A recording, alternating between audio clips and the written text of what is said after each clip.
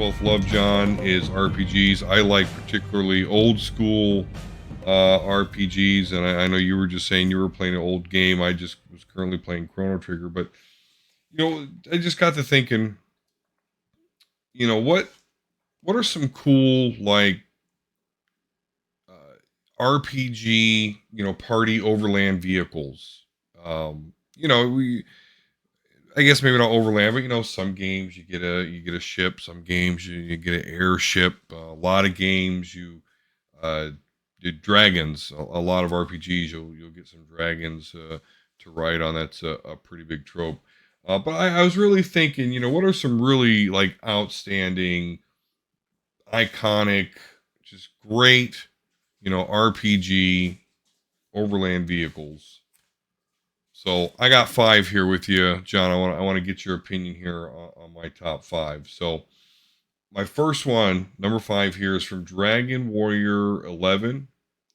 It's a big giant whale, looks like a Pokemon called Cetacea. And I mean,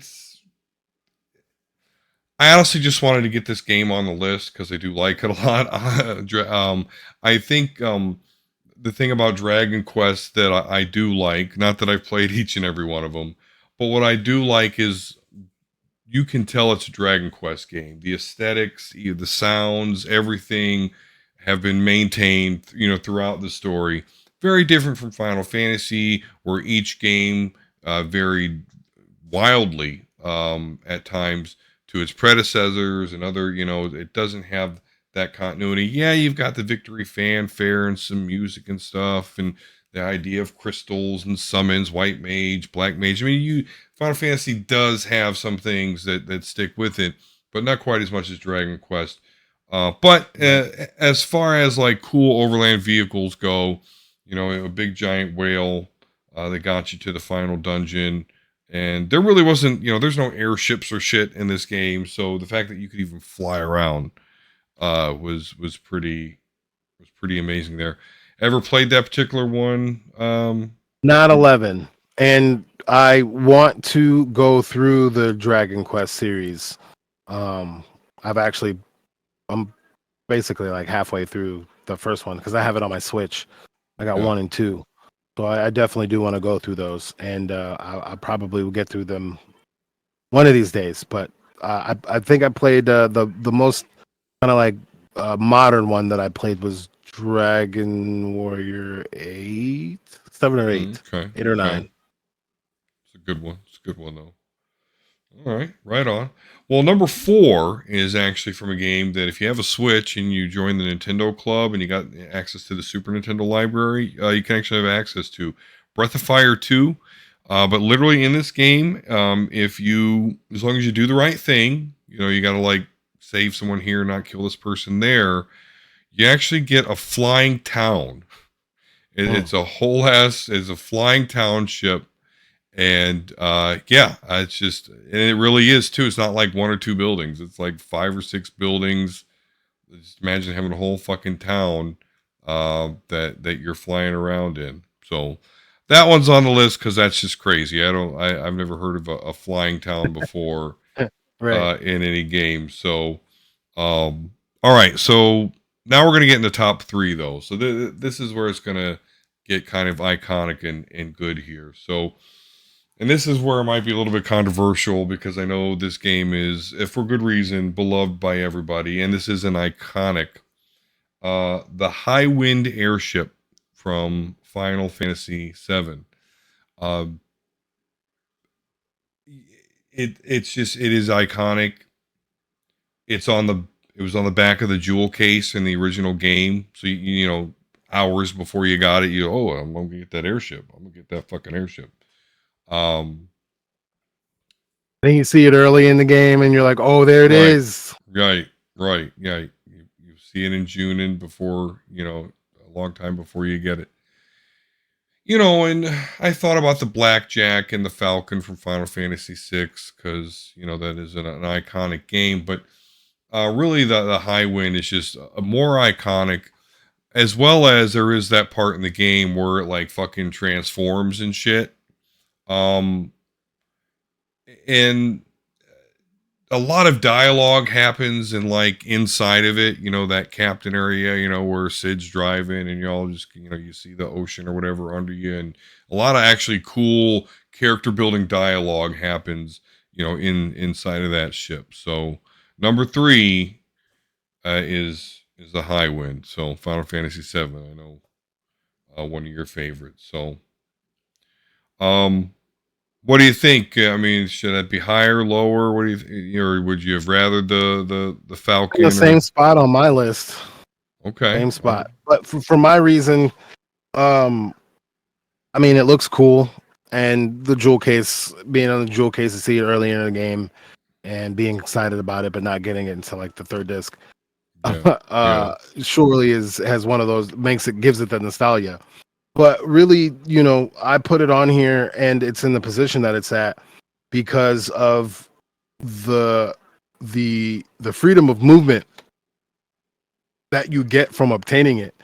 I mean, granted, you had some things that made you feel more free in the game, but the one thing about Final Fantasy games, but role playing games as a whole, Final Fantasy specifically, is when you have the ability to get to where you need to get to quickly and whenever you want. That's kind of one of the biggest senses of accomplishment that you get from Hmm. a game like that outside of beating it. So the High Wind is in the middle of my list because there's other ones that give me a better feeling, but it's still iconic enough to not be off the list or below the middle. Okay, okay, all right, good, interesting. So number two, and again, I'm playing this game, so it's going to be the Epoch from Chrono Trigger. Um, first of its kind, really. I mean, you can freaking time travel with the thing. Not only can you fly around wherever you want, but you can time travel.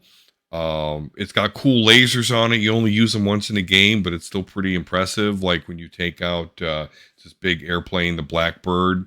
You end up taking that out after Dalton puts not wheels on it, wings on it.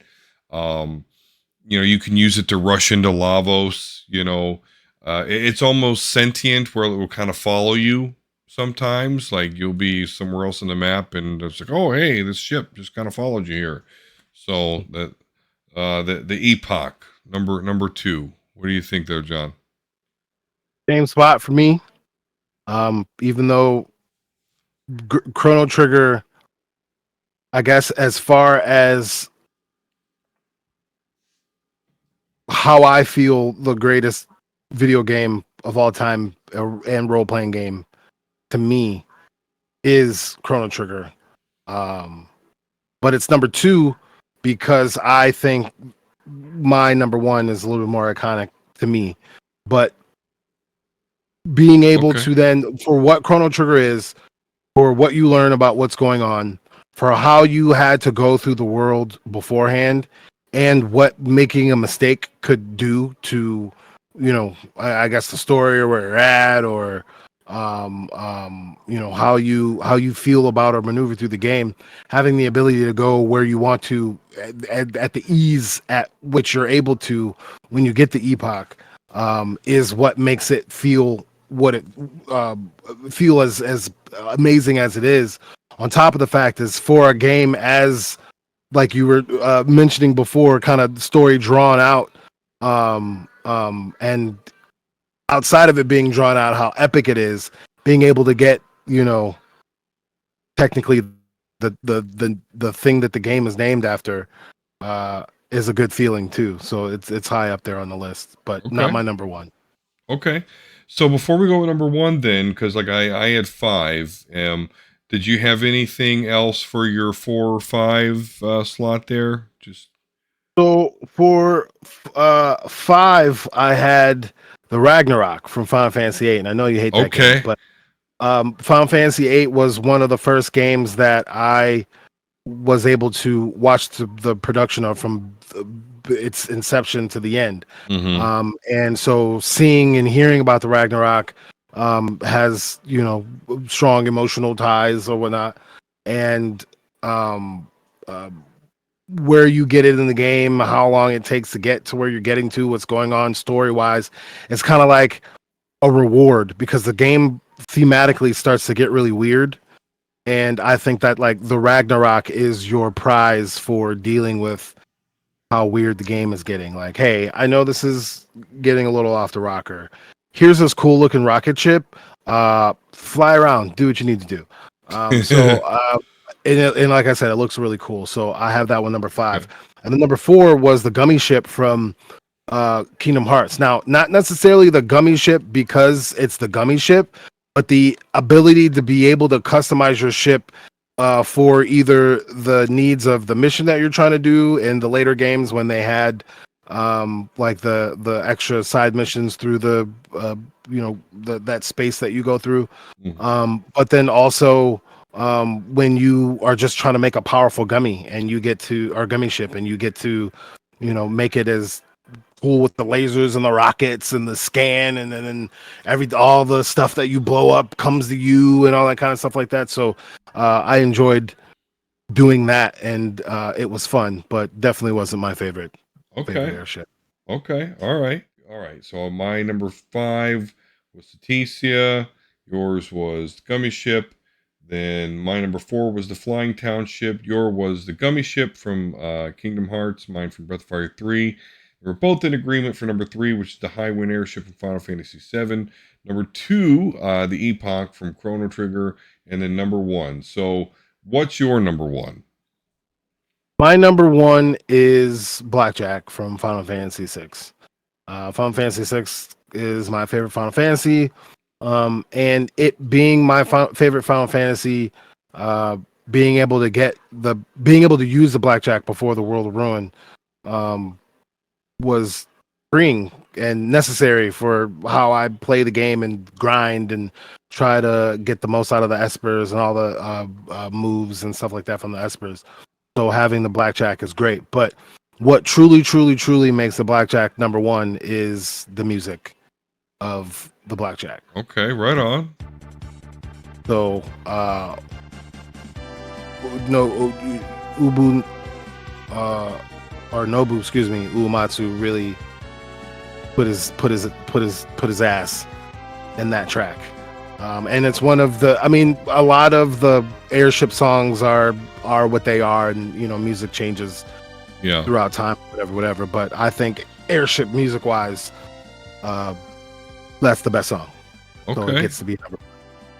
Okay. All right. I'll make sure and drop a sample behind us there of that. Okay. I like that a lot. I wanted to. I guess to me, I wanted to stick with the one airship, but that's why I did mention the Blackjack and the Falcon. But particularly, Well, I I had the agree Final with you. Fantasy. Yeah.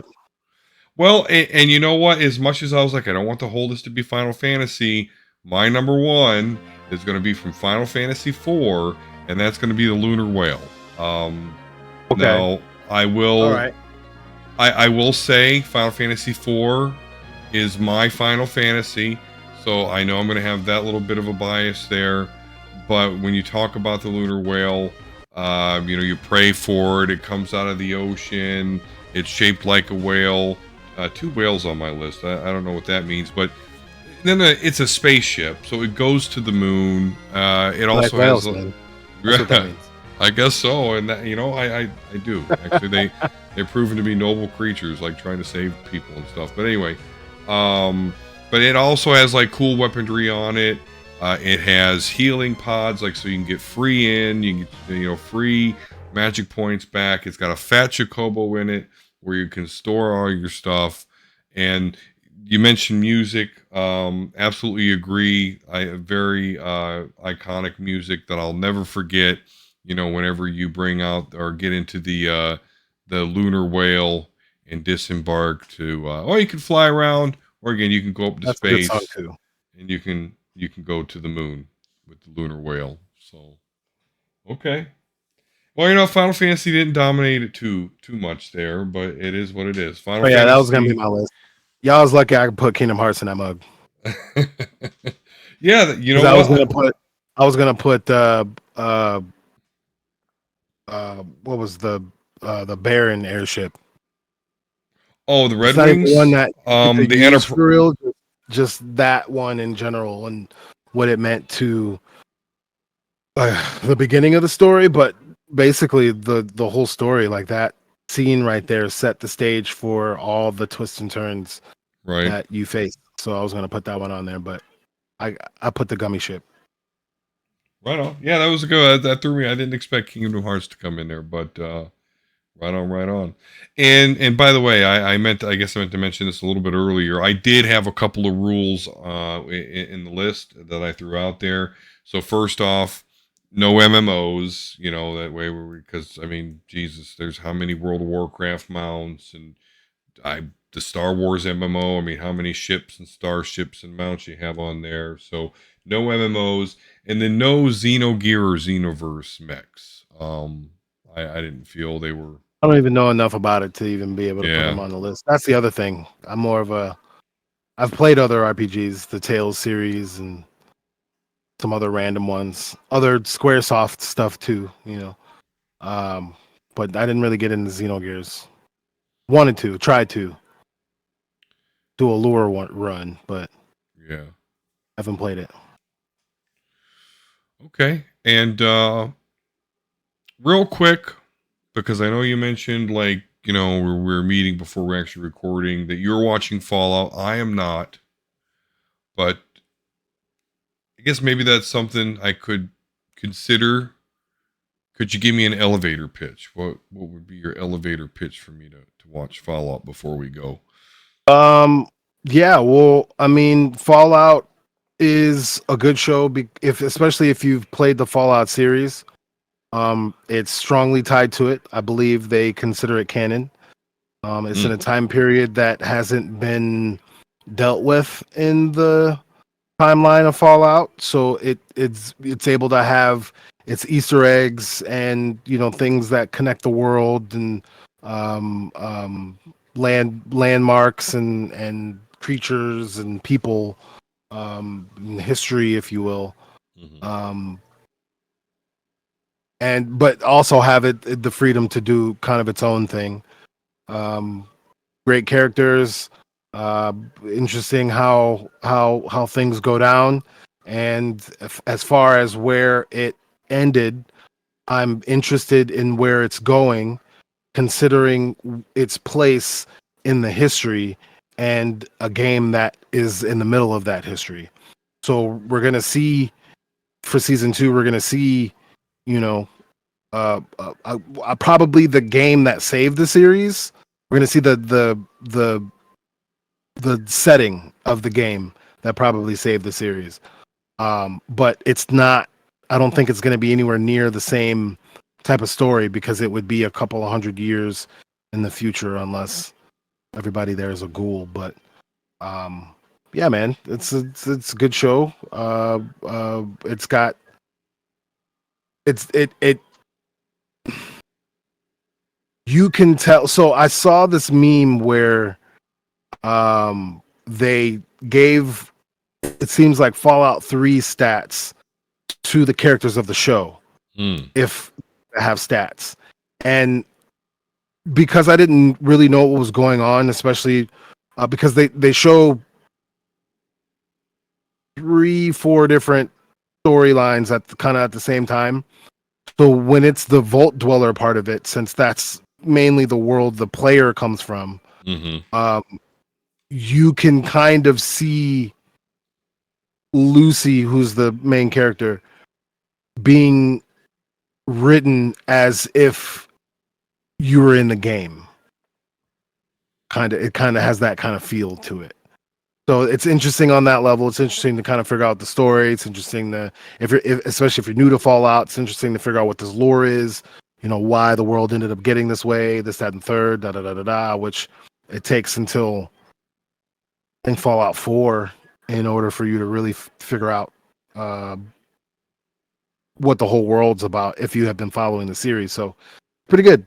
And it's only 8 episodes, I believe. Eight or nine episodes. They're an hour long, so you could do one a day or something like that, two a day, and get it over with pretty quickly because they put it all out there. And I think you'll like it. You've played Fallout before, right? Nope, not at all. Oh, well, I mean, but are you familiar with the I'm world? from yes, yes, I yes. Okay. So that's all you really need because that's me. So I've tried to play 3, but it's terrible. And I understand why people think that it's good, but it's not at all. And then it's funny because there's this H Bomber guy video about why Fallout 3 is terrible, and here's why. Um, he just hyper digs into very specific reasons why the game is bad, but ultimately the specific thing, the basic things out of the specific things that he brings up are what you feel as a player playing the game. So I didn't get too far into the series because I started with 3 and I did not like 3. So I didn't really give New Vegas a try. I didn't give Fallout Oh, 4 or 76, none of that. I've always wanted to play 1 and 2, but I never had. So I'm in the same boat as far as not really knowing what's going on except for a few things hmm that the big old suits, you're familiar with those, the Brotherhood of Steel suits, the Vault Hunter, the dwellers, the going into the vault, going out into the wasteland. You're familiar with that, so you get that part, and then you let the yeah. show be the show, and it's pretty good. All right, cool. Yeah, I should check it out. See what it's about. That way we can at least chat about it. Give it like 2 episodes. Two Because episodes. one is enough, but it's not enough. You watch the second one, that'll determine if you want to watch it or not. So that's Okay. 2 hours. All right. I'll do it. But yeah, I think you're right. You're gonna have to give it more than one episode, or hell, I would have dropped from Naruto along, yeah, episode 1. But I stuck in there, so there you have it. All right, well, that's going to be it for the show. If you made it this far, please like and subscribe. Tell us, what you've thought of the X-Men, the Bad Batch, um, any iconic RPG party vehicles that we left out. Let us know in the comments. And until next time, we'll see you soon.